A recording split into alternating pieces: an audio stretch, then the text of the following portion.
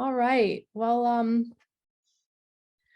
here we are with our first experiment of trying to have a virtual discussion through Zoom and Facebook, an attempt to connect each other, connect our small group across the miles. And I think we are so far succeeding, hopefully. I'm so grateful to the three of you for joining me for this first week. Paul, you're here from St. Louis, and Connie from San Pedro, California, and then Jennifer from San Francisco. And we're taking on this work of Emanuel Swedenborg's New Jerusalem. And we'll take it week by week, chapter by chapter. And this is a little different. I was corresponding with Paul a little bit about this. Swedenborgians, we often like to sit in rooms together with our books and kind of read together and go line by line. This will be a little bit of a different model in that we'll take just a chapter each week. And what I'm hoping we can do is really share with each other how our reading of this work resonates with our lived experience. What we read that really just feels true and feels exciting, what we read that maybe feels challenging or confusing, and even maybe what we read and that we have different opinions than even what Swedenborg was bringing to light. And we'll just, it's hard to have a conversation with lots of people. With just four of us, I hope we'll all have a chance to share more deeply, and we'll keep it to an hour. People's time is precious in our world, so we'll keep it to an hour. And if you are watching on Facebook and you want to share questions or comments, I will do my best to pay attention to that and try to incorporate those into our conversation. And or after we're done here for this hour, if people want to share more of their thoughts in the chat after the live conversation, we can continue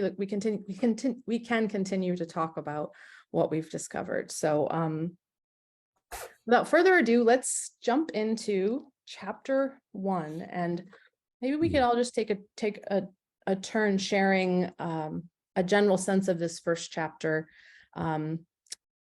what you hear from it, and maybe what it lights up in you as we get started. Does anybody want to go first? Sure, I'll go first. Okay. I took notes. I read the chapter carefully, which is really hard. It's very detailed. Yeah. What jumped out at me right at first was angels understand in a different way. I really like that because as angels in training, each of us can understand in a way that's a bit personal and different in our ministries. Yeah. So when you read that, Connie, are you thinking about the angels on the other side, or kind of the angel part of you? What is that?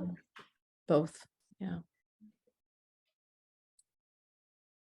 Yeah. I did like how he addressed immediately that people read that description within Revelation immediately go to the literal sense, and that they think the heavens are going to be destroyed and new heavens are going to come down, et cetera, and form a new holy city. And he immediately, takes umbrage with that, says, no, that's not what's going to happen, because this is not a literal thing. This is a spiritual thing, which helps me because I was able to go to Jerusalem this past March, and I've been there once before in my life as well, and also just reading about all the things that happened there physically and politically. And there seems to be a lot of the physical reading of Revelation that's driving people's behavior towards Israel and Jerusalem. And it's, having a negative impact on real people who really live there currently, and their futures. So just, I think that just helps if there was some way we could expand this understanding that this is not literal, it's spiritual. We need to not act like it's literal because we are harming people by doing so. Yeah. Right. It's an inner storytelling, a story that's describing an inner experience. And I would add to that and one of the things that's become meaningful for me is it's an inner experience, and yet it's very real. So it's not external in terms of that this giant city is going to descend and land on the ground and just, mess up everybody's external life, but it is describing a real event. And the way Swedenborg would talk about what's real is that actually it's our inner experience that's most real. It's our souls that are most real. That's the part of us that lives on after we die. And so, I'm really, as I read this, I'm really holding that, like, because it was also as a church devoted to this teaching, we sometimes think of it as we want to embody it, but sometimes we do focus on the external, that we're going to build a church, we're going to build an external church, and we're going to teach these things, and we're going to do all, and that there's still an external dimension to that.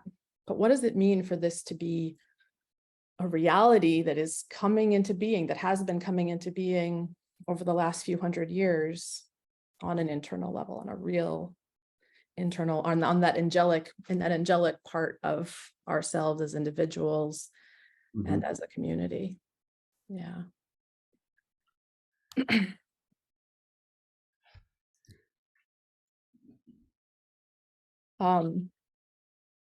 So as Connie mentioned, there's a lot of details, and that's one thing with this book that's a little bit of a drawback.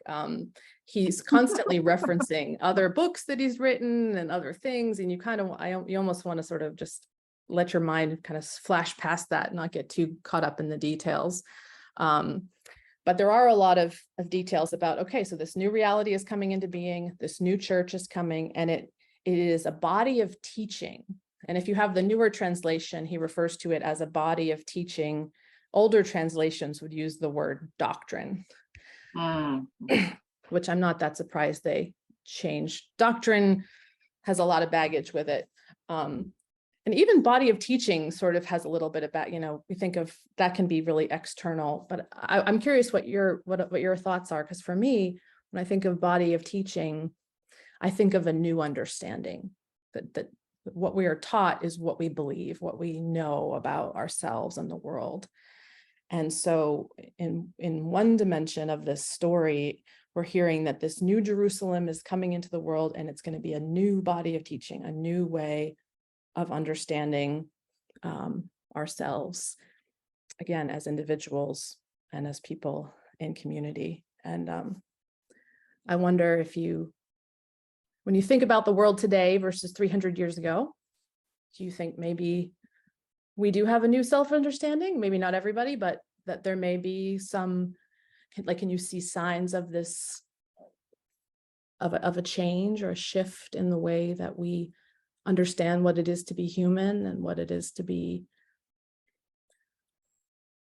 following God? Yeah.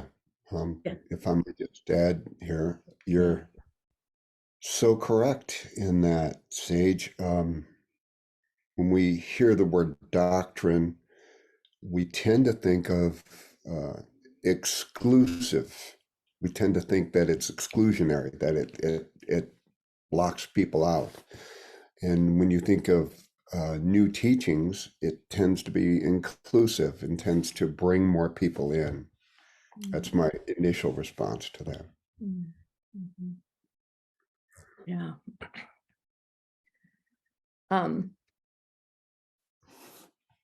One of the pieces of this that I really got excited about, and maybe you all highlighted this as well, was at the end of number 2, and then the beginning of number 3, passage number 3. That whole portion is really, really powerful. And so we've got the new heaven and the new earth, and in this chapter he's talking about that two things are happening, that there's actually this new heaven that's being created, and then there's going to be this new earth. And so the new heaven is happening on the spiritual level, and then the new earth is going to be what this new version of church is going to be, what this new way of thinking about ourselves and God is going to be. And when he describes the formation of the new heaven, he's very clear that in this new heaven are both Christians and non-Christians, which is so vital, so important, that this new heaven is not, it is not made up of people, as you're saying, Paul, with one doctrine, with one particular doctrine, but people with many different ways of expressing their faith, and yet united. And he even uses the term with one mind, united in this life of faith and caring, but that united in that desire to love. And I'm kind of tempted to read that whole portion so we could talk about it. So this is the end, the last paragraph in number 2. So this is the new heaven that's being formed. And he says, the people who make up the new heaven they're all of one mind, because when we live a life of faith and caring, we love our neighbors as we love ourselves, and love that is mutually felt joins us to them and them to us. This joining is reciprocal and mutual, because in the spiritual world, love is a joining together. So when everyone is acting on the same principle, then a single mind arises from the many. From countless individuals, in fact, who are gathered in harmony with heaven's form. People become one in this way because there is nothing that separates or divides them. Everything connects and unites them. And then he goes on to say, so that's what heaven is like. And there are people in heaven who are of different faiths. Who knew that was humanly possible? I wonder, when you hear that paragraph, if you've had experiences of that kind of mutuality or connection. Like, do you think he's talking about what's happening in heaven. So some might argue it's happening in heaven, but we don't see any signs of it here yet. But I'm curious if any of you feel like there are signs of that happening here. Because in many ways, when he talks about heaven and earth, he's saying, okay, this is happening in heaven, but heaven and earth are totally connected, right? They're not disconnected. So if it's happening in heaven, it's also happening in that angelic part of all of us. Do you think we taste that sense of connection sometimes? I think we do in our communities, if we are looking to do so. We have a San Pedro Faith Consortium where we meet semi-regularly, people of different faith traditions, to get to know each other, but also to work on social justice causes. So it's possible, and it feels good when you can meet and know someone of a different faith tradition, and not worry about the differences in doctrine, but work together to do something good in the world. Yeah.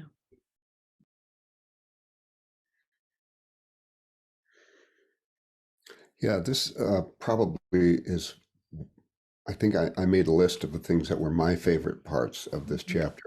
This, I agree with you, this little passage just before number 3 is probably one of my favorites. And before the new translation came out, I mentioned this to you, Sage, we had the book called The Heavenly City, which was Lee Wolfenden's translation, which is closer to the newer translation that you were reading. But I think I love this section where he says all the relationships and interactions in heaven develop in harmony, which is a harmony and harmonious are real powerful words for me, not just as a musician, but because of the unity that's needed in our world. But he says that all of these develop in harmony, which is a pattern of divine truth and divine goodness coming from the Lord. And I love this part when he says we mesh with this pattern in our spirit by living according to divine truth. And he goes on further to define what living means. Living means intending and doing. So it isn't just talk, but we're actually doing the walk. In other words, we're making the kinds of personal sacrifices that we need in order to demonstrate the kinds of love and forbearance and forgiveness and continual repentance, along with moving closer to heaven in our daily thoughts and words and actions. That's all so important. And then he says, this is my favorite part, I think. From this, we get an idea of who makes up the new heaven and what it's like. It's completely, again, this is my word, harmonious. And we live a life of faith and kindness. When we do that, we love other people as much as we love ourselves. And we unite with them through love. So that, to me, resonates so powerfully. That makes this book one of my favorites. I'm not sure why you chose this particular book, but I'm so delighted that you did. Perhaps it's one of the thinnest of Swedenborg's works, but it also resonates so richly with me. And to explain why that is, my very first convention was 2005, Spirituality in the Arts, in LA, and I was flying over the Rockies, about 30,000 feet. I was reading The Heavenly City, and it was resounding so much with my spirit that literally felt like crying. I mean, it was just like, this is exactly the kinds of spiritual truths that I had looked for most of my life in religion and had not found, at least not to this depth. So this is, you're hitting this spot on. It's exactly what resonates so well with me. And there's more, but I'll share more a little bit later. Sure. I think I chose this book because I'm really asking the question personally and in our community here in Cambridge around what it means to be the Church of the New Jerusalem, and what does it mean to seek to live into in real practical and external ways this profound vision of a new community. This is a new community where Christians and non-Christians are connected, where we're all connected around goodness and around love. And how the heck do we do that? So that's partly why I chose it, and probably also because it's something you could actually do in 9 months. Yeah, and Connie, when you were sharing about your experience, the word you used when you started was, yes, it happens when I think you said when you try to, or when you intend to, or when you seek to. I think that's really important. All of this is beautiful, and yet certainly I can think of many situations that I've been in where this kind of unity and connection has not been present. That mostly what we witness in the external world are all that divides us, all of our opinions about each other, all of our judgments, all of our and fears and ego. Yeah. I do think, to Connie's point, there's glimpses of this that I find in my life, which then, of course, it's like a little taste or a little almost whoosh, and you're like, oh, I want more of that. And so when it does happen, it tends to happen when there's a reason for people to be together, aiming for something for the good of the whole. And and so I get glimpses of it, in my committee work or in my board work or nonprofit work. And when you have a group of people who are aligned and moving towards something that is the good of the whole, and individual preferences or needs are kind of set aside. But it is a glimpse, and it doesn't occur on a regular basis. It has to be intentional. I found that it's very important if you're in a group of people like that and one person isn't in line, it really disrupts the entire thing. It doesn't matter. You can have one person out of 100 or one person out of 10. It doesn't matter. That one person can really disrupt this energy of going towards the good, going towards the light, going towards the betterment of all. I'm going to write that one down. That's powerful, that there's a sense that we can get there when we're united around a purpose that's beyond ourselves. And yet certainly I can think of situations. Go ahead. No, I was gonna say, and that's, I like to use it in that terminology because it's, for us sitting here, we've all bought into Swedenborg, right? So we know we're going towards the Lord, right? We're going towards the Lord's light, the Lord's goodness, the Lord's wisdom, the Lord's love. But to use that terminology there can be very off-putting and alienating for some. So to make it more real or usable, I find you just have to find a purpose. And then I can think in my head, oh, I'm aiming towards the Lord, but I'm not going to use that terminology because it's not a bunch of Swedenborg sitting around. It's others who don't have that way of thinking. And I don't want to alienate them. So if you use the word purpose, people tend to buy into that. That's interesting. So focusing on maybe an earthly purpose that everybody can have a shared language about. Everybody can have like a compost program or a justice program. We can all get around. Okay, we all care about this, but we all have our own different language of the reasons for it, and we can hold those in difference. But then we can actually go out and live, which does feel like a lot of what he's talking about in here, that we're united around the love and caring. That's what's most important, that we care about each other and that we seek to manifest that care. But then we can get. And I like the way he addressed briefly, at least here briefly, maybe it's elsewhere in more depth, that the earliest heaven is filled with people who didn't have a church. It's filled with people who, or the angels are people who lived a life of love and caring, or try to live a life of love and caring. So that just gives more, ability for me to formulate that it's all about the love and caring. It doesn't mean how it's packaged, right? Right. Yeah. And the Bible is all about the love and caring on the inner sense. The Bible is all about that same simplicity, and yet it is a structure and a thing and a physical reality that teaches about that love and caring from a particular perspective and through a particular tradition. And I do feel like that's part of the mystery right now of trying to build. I mean, if this new heaven is one of Christians and non-Christians, then it's going to keep being that way. It's continuing to be populated by Swedenborgians and non-Swedenborgians and people.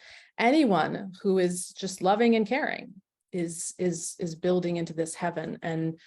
And so there is a way in which I think we are called to really be in relationship and community with people of many different traditions and understandings. And so what does it mean to have a tradition or an understanding when the primary work, it feels like, of the new church is to be in relationship and love with a real diversity of persons? I don't know that answer. That's one of my questions. Yeah. I think one of the other things I'm wondering about is, you can go to an interfaith gathering and be, with people of many different traditions, but I've started to feel like I can be in a room full of Swedenborgians, and the truth is we all have different understandings and different beliefs. That I think the truth is the diversity exists everywhere. That these are labels that describe something maybe about how you practice or what's important to you or the people that you identify. But or you're at a different stage. You're at a different stage of it, right? So someone who's read for 20 years and really thought about it and tried to practice it is in a very different stage than someone who's only showed up 2 years ago. Mhm. So there's that too. They ultimately they may be on the exact same path, but just one's a few miles behind the other. Mhm. Yeah. We're coming at it from different, different communities, different language. So that's the new heaven. So the new heaven, everything's really great. What about the new earth? What about this new church that's manifesting in the world, that we seek to be a part of? Does anybody want to jump into any of that conversation?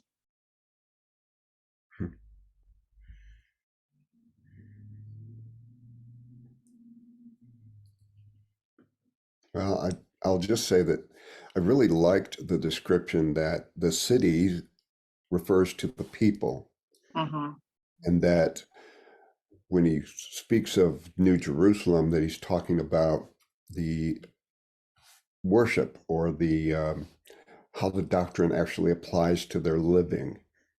So I think, again, it kind of focuses on the humanity of people and our relationship with each other and with God. And I think that's it's pretty cool. I mean, it's, again, that just resonates with me as opposed to a specific place. Mhm. Right. The church is the people. It's the actual, it's not a building. It's not a set of bylaws. It's not a, although he does mention in here that in heaven, there are still sermons and there are still ministers, if you notice that part. He's interesting about worship, because so often Swedenborg talks about worship is life. Worship is the way that we live. It's not a set liturgy or a specific way of practicing. It's all of life. And he mentions that there are ministers and sermons and churches in heaven. He's sort of, and maybe both are true, and maybe there's not a tension between those two assertions. But I know that is definitely one of the places I am really, ultimately, it's about who we're becoming. So it is about, and who we are is how we are all the time, not just how we are when we are at church on Sundays. It's the whole of life. And in that way, worship is what we do, and the body of teaching is what we understand, our understanding of who we are and in our lives. Yeah.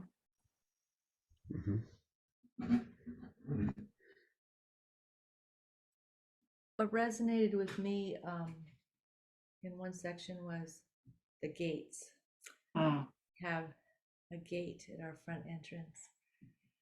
And he said that it leads us to a body of teaching, and through that teaching into the new church. And that's what happened to me accidentally about 8 years ago. I didn't know that I was looking for something new. And the gates are also, for me, I like to be a welcomer of people at the gates. Anytime the gate is open, whether it's for a church service or for the regular volunteers to come and garden, or someone just walking by, we welcome them in the gates. So glad you mentioned that, Connie, because that's kind of stuck out to me as I was reading as well. And the way that Lee put it is, the 12 gates made out of pearls mean the true ideas that bring people into the religion. And I kind of had to read that twice, and I thought, the true ideas that bring people into the religion. We don't do much in the way of evangelism, if you haven't noticed. So I think, Connie, you're probably more close to the street level of bringing people into the gates than most of us. But I love this idea of true ideas attract people. And we had a board meeting on Sunday, and one of our board members who lives in Arkansas, who was traveling to St. Louis to attend the board meeting, said, if it wasn't for the ideas, and we actually print up on the back of our bulletins, I'd be happy to share with you guys some of the core ideas that unite us. And he just held up the bulletin. He said, if it wasn't for these ideas, I wouldn't be part of this church. Mm. I said, if it wasn't for this church, I wouldn't even be in the Christian movement. That's how strongly I feel about these ideas. So our evangelism is basically our true ideas. That is the ideas of this new earth, this new heaven, this unity that we can share. These are the ideas that, and the inclusiveness, these are the ideas that I think will attract people, will bring more people into the fold. Mm. So 12 gates. I think that was, I was gonna say, I know 12, I know that's an important number, but just thinking in multiple, not just 12, having all these gates on all these different sides and angles of the entrance of the city, of the walled city, in my mind, it formulates that, oh, you can get there from a range of journeys, a range of original places, and still find your way there. It's not facing only one direction. It's not only allowed for a certain path to come in. Yeah. I think my question for you, Connie, when you shared that, is I wondered, when you went in the gate and you found this place, what was it a teaching that drew you in? It was the accidental meeting of Reverend Anna, and having met her a whole year before and hearing that there was going to be a garden church somewhere, and then wanting to use the space for another purpose and wanting to rent it, and hearing that it was already rented. And so there was like, oh, this disappointed. And then I found it was her. And then it was across the street from my workplace. So I just kept showing up because it was right there. And I want to say, I basically learned small teachings each day just by how Anna walked and worked in the world. Yeah. That was sort of my wondering, is if it had to do with teaching as in kind of words or ideas, or more about embodiment and action. Definitely embodiment. Yeah. That's so much of what part came later. Yeah. And I want to say we have the back gate. Thank you, Jennifer. Finally.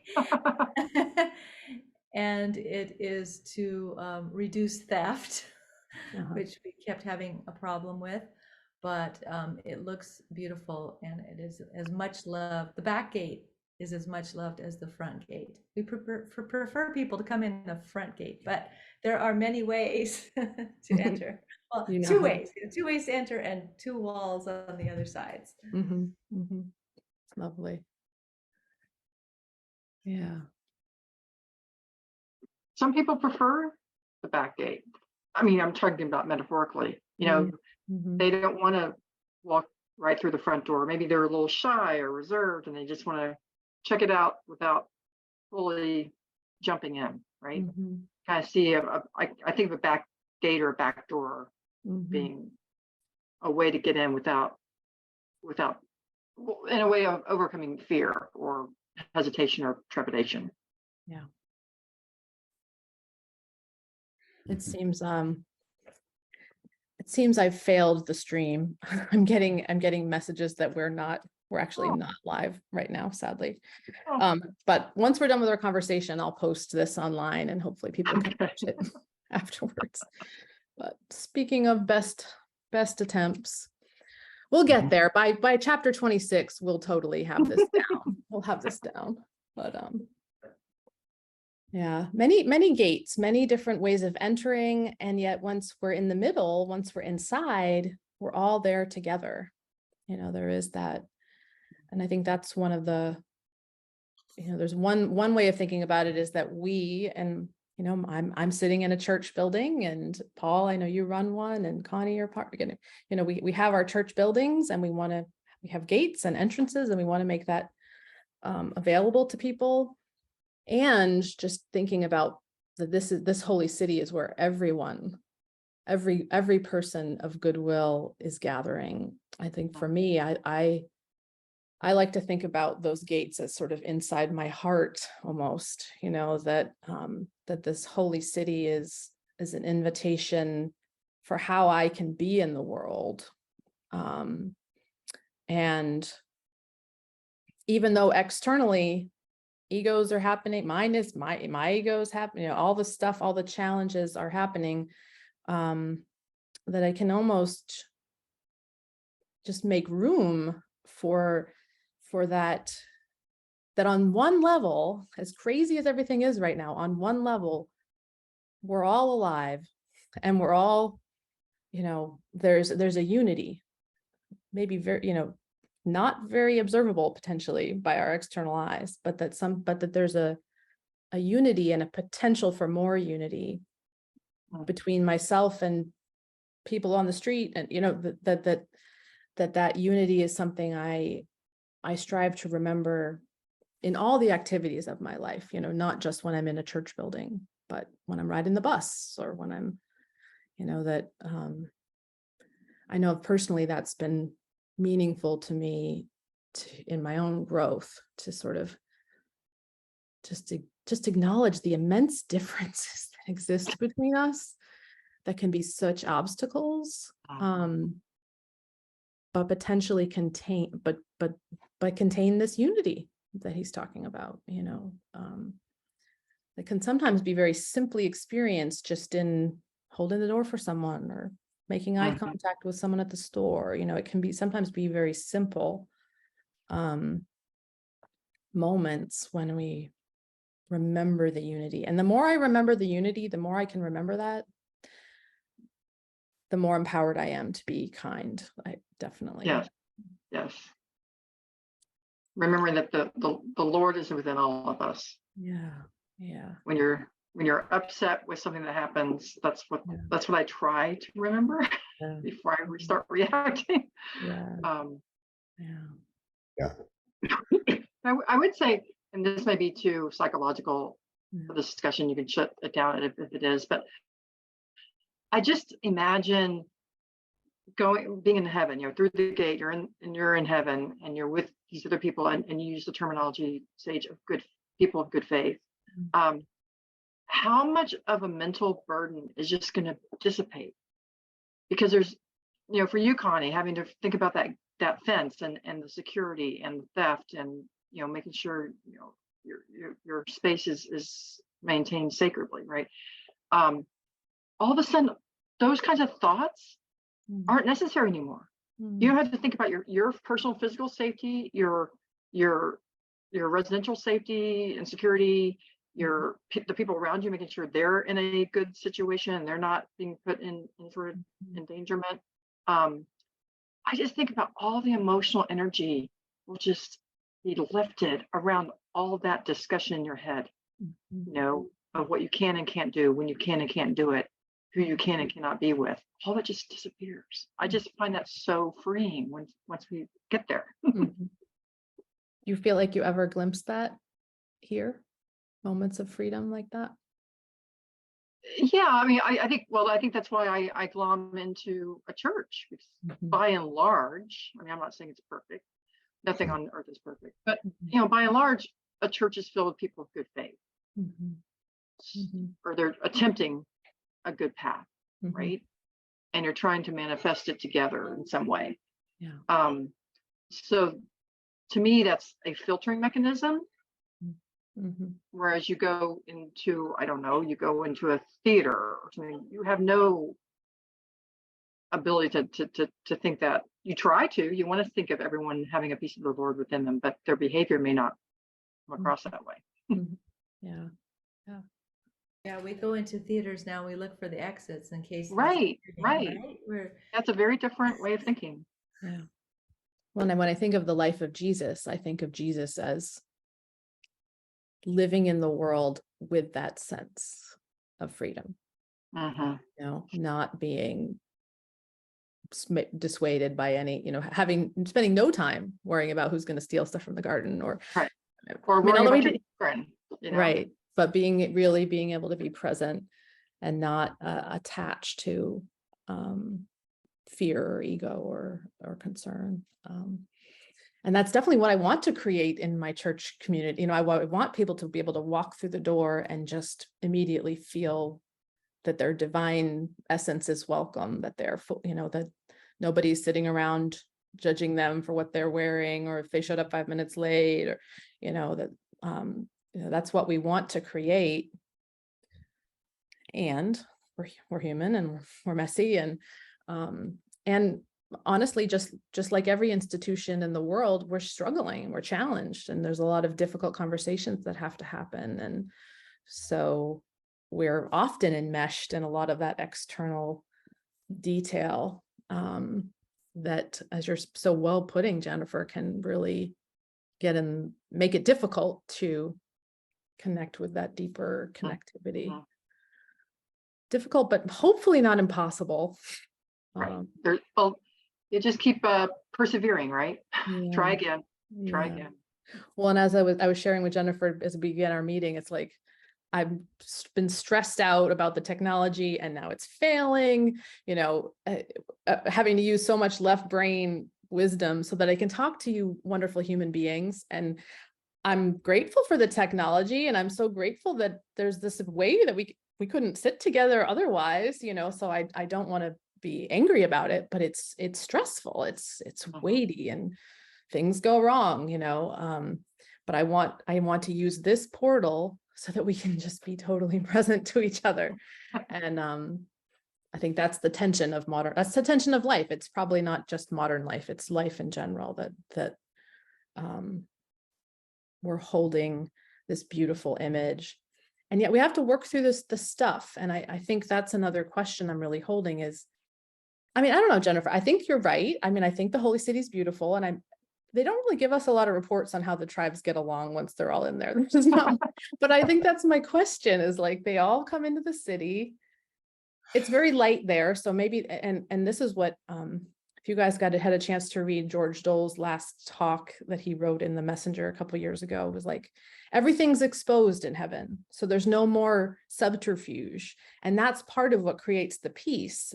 Part of the stress of life is because we have these fears and shames and things that we hide. And so we're a little, you know, but that after we die, everything is exposed, and that in that exposure, we embrace each other, you know, that in our waking life, in our life here, we feel like, oh no, if everybody knew everything about us, that they would reject us.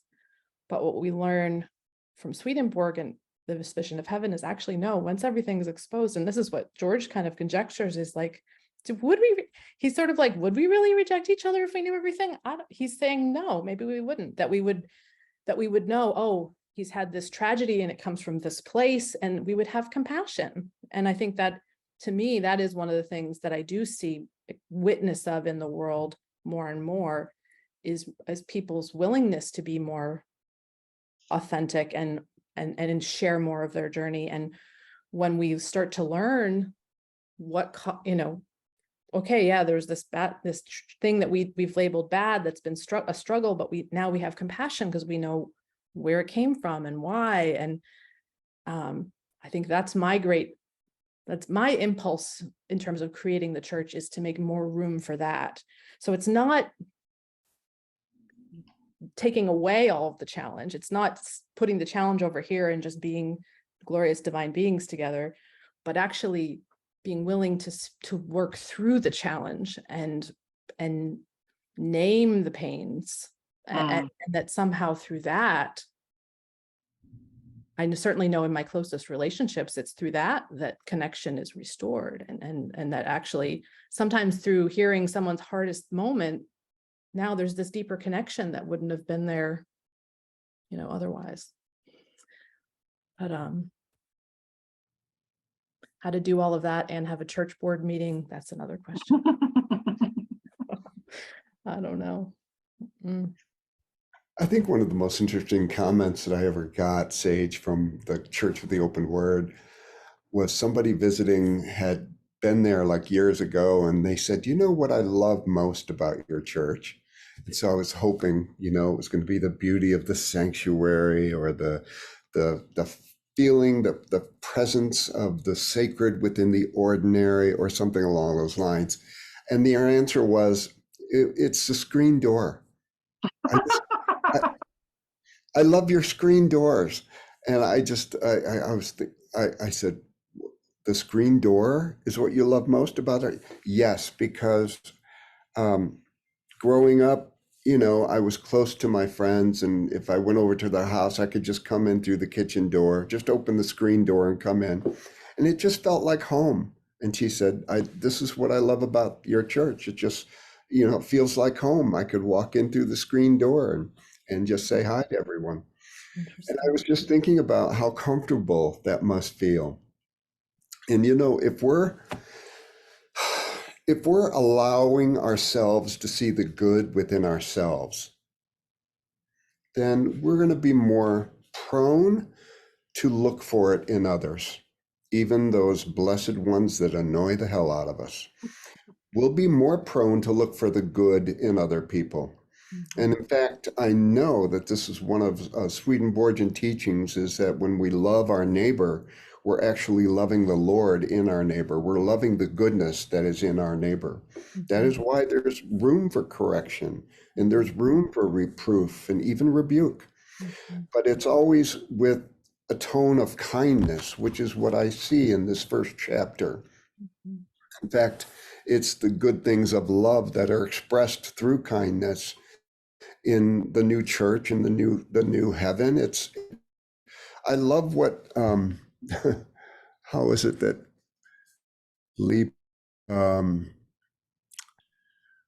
when we do good things out of love and kindness, our inner self is in heaven, in a community of angels who do the same kind of good things as we do. That to me just, oh wow, that just resonates me, because it isn't about, our church theology isn't about how do we get into heaven. It's orienting ourselves toward Christ. It's orienting ourselves toward salvation. It's orienting our thoughts and our hearts and our minds towards being closer to the unity of love and truth. So for me, it isn't like any of us have arrived. It isn't like any of us have even acquired the ability to see who has arrived. It's just about orienting ourselves toward goodness and truth and working our way. I love the way Kathy Spees once put it. Aren't we all just trying to find our way home? I just loved that. I told her later, I said, oh, that just resonated with me so well. We're all trying to find our way home. And some of us can help each other with the screen door. Yeah.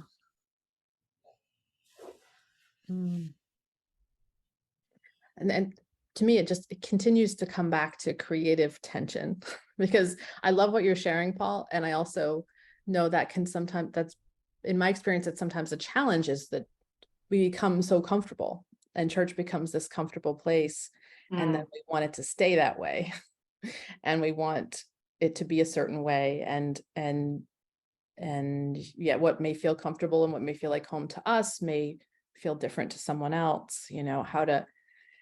And I don't know that we have to. I think it's a creative tension where we need both. Like, we all need to feel comfortable sometimes, and it's good to feel comfortable. That's not a bad thing to seek. And yet how to create comfort while making room for discomfort. I wonder, Connie, I know the Garden Church probably must sit with this a lot. I wonder if you have anything to share about how to be comfortable in the discomfort, how to have both. Yeah. We just embrace every situation that we weren't expecting. Now I think we're kind of used to something's going to happen on a Sunday we weren't planning, so get ready. And that's so beautiful. Just expect the unexpected, and I think we're a homemade kind of, whenever something goes wrong, and say, well, we're a homemade kind of church, shaped by all of you here today, so I think there's something so wise in that and so important, because when we try to sort of keep everything externally a certain way to be comfortable, that's one of the ways we can really keep keep people out. And maybe the holy city is a great image for that, because there are high walls, solid high walls with precious jewels filling them. So there is this structure, this safety, this solidity. But then there's all these gates, and they're always open, and people are coming in and out.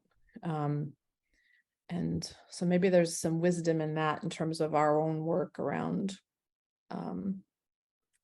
being people of the holy city, is to be comfortable, to be confident about what we see and what we understand, while really leaving room for this movement. And I'm always struck by Swedenborg's statement around how heaven becomes more perfect every time a new person enters in. Yeah. So as new people enter into the city, it is becoming more perfect. So in that same way, in our communities, as new people enter in, especially if they're different from us, to see that as adding to our perfection, versus messing things up or making things uncomfortable. So Sage, you asked us also to identify what we would consider the challenging parts. Yeah, let's hear it. I have difficulties with the distinctions that Swedenborg makes, with the ancient heavens being like a higher expanse, and a new heaven being an expanse below that. And then he divides like celestial angels as being from the most ancient church, and spiritual angels being from the ancient church, and then angels in the good of faith who lived according to the doctrine of their church. And I kind of look at that the way Grant Schnarr says we should look at all religion, and, try to extrapolate what resonates with you and what does you some good, and just discard what doesn't. So I have to confess that I have difficulties with trying to understand class distinctions within heaven. I kind of want to get away from class distinctions, because I think that's what divides a lot of us now. So I just would be interested in any of your thoughts on that. Yeah. I actually, on that paragraph where he talks about that, I put some notes in the corner. For me, I think of it, and Jennifer brought this up at the beginning, the first people I've been listening to the audiobook Sapiens, about like the history of humankind. I'm fascinated by all of that stuff. And the earliest people, didn't have language, didn't have, there was no, it was a different kind of a way of being. And so I think about our evolution as a species a little bit when I think about those levels of heaven. It's like, and I'm with you, Paul. Hierarchies are challenging, but to just think about, there's this evolution of life, and that one thing that is different about who we are now, and he writes about this. I'll see if I think in that second part about prologue to the teaching, but that initial people, they had children and they cared for them. They were focused on sort of survival and the life, and they weren't distinguishing between everything. Life was sort of life, but now we have like hyper categories for who's what, who's who, and what's what, and we have doctrines and we have books. We have just so much that these early peoples were not dealing with. So I think more of like, yes, those are sort of the ideal of sort of this organic connectivity to life as it is happening. And now for many of us, life has become very abstracted, because we're seeing life through our thinking and our thoughts and our ideas and our doctrines. We're seeing life through all of this stuff about how it should be versus how it really is. So I just think of like the highest heaven is like the formless love, just, and then it slowly becomes more concretized in terms of faith becoming more articulate. Like, this is what it means to live a life of faith.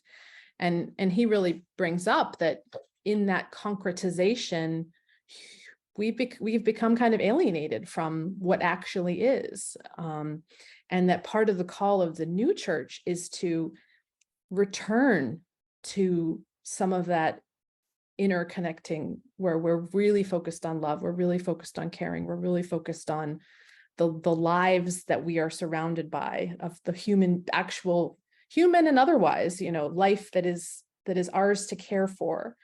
And and to move beyond some of that, like faith is this way and I must do that to earn this thing, you know. I love that. Thank you. That's really helpful. That's Yeah. kind of the way Lee put it when he said that's why the perspective on kindness, which was so precious to the ancient people, has been lost in our era, is how he puts it. These days, who knows what kindness and friendship really mean? And yet, this perspective on kindness explains not only this, but countless others that we don't even know a thousandth of, is how he described it. So, yes, thank you. That's really helpful. Yeah.